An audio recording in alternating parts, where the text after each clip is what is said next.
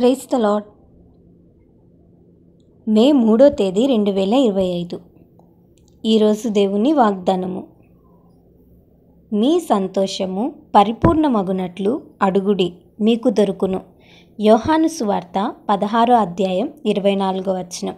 ఈ వాక్యం ద్వారా మనం తెలుసుకోవాల్సిన విషయం ఏంటంటే, ఈ లోకంలో దేని ద్వారా పరిపూర్ణమైన సంతోషం రాదు. కానీ ఒక వ్యక్తి రక్షణ పొందినప్పుడు పరిపూర్ణమైన ఆనందాన్ని పొందగలుగుతాడు.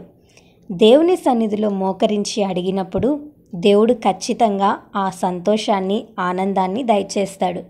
అయితే ప్రభువును ఏమడగాలి అనంటే, మొదటగా రక్షణ అడగాలి, నిత్య జీవం అడగాలి, దేవుని చిత్తాన్ని మన జీవితంలో జరిగించమని అడగాలి. మన జీవితంలో గొప్ప అద్భుతాన్ని చేయగలిగిన దేవుడు మన దేవుడు. సారెపాతు విధవరాలు ఈ కరువు కాలంలో సహాయం చేయమని, నా కొడుకు నేను ఈ ఒక్క అప్పము తిని చనిపోతామని ఎంతో వేదనతో ప్రార్థించి ఉండొచ్చు.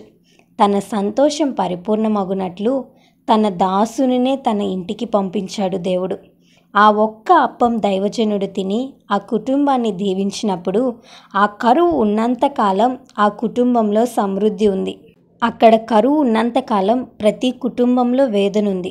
అక్కడ కరువు ఉన్నంతకాలం ప్రతి కుటుంబంలో కొరత ఉంది. కానీ సారెపాతు విధవరాలు జీవితంలో మాత్రం సమృద్ధి ఉంది.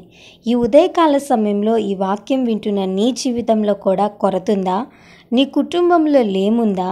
దేవుని సన్నిధిలో గోజాడు, దేవుని సన్నిధిలో మోకరించి అడుగు. దేవునికి అసాధ్యమైంది ఏదీ లేదు. నీ సంతోషం కూడా పరిపూర్ణమగునట్లు గొప్ప అద్భుతాన్ని దేవుడు నీ జీవితంలో జరిగిస్తాడు. ఈ వాగ్దానం దేవుడు మనందరి జీవితంలో నెరవేర్చునుగాక. ఆమేన్. ఈ వీడియో మీకు దీవెనకరంగా, ఆశీర్వాదకరంగా అనిపించినట్లయితే లైక్ చేయండి, షేర్ చేయండి, కామెంట్ చేయండి, సబ్స్క్రైబ్ చేసుకోండి. మీ ప్రార్థన అవసరతలను మాకు కామెంట్ రూపంలో తెలపండి. మీ కొరకు తప్పక ప్రార్థిస్తాం. God bless you.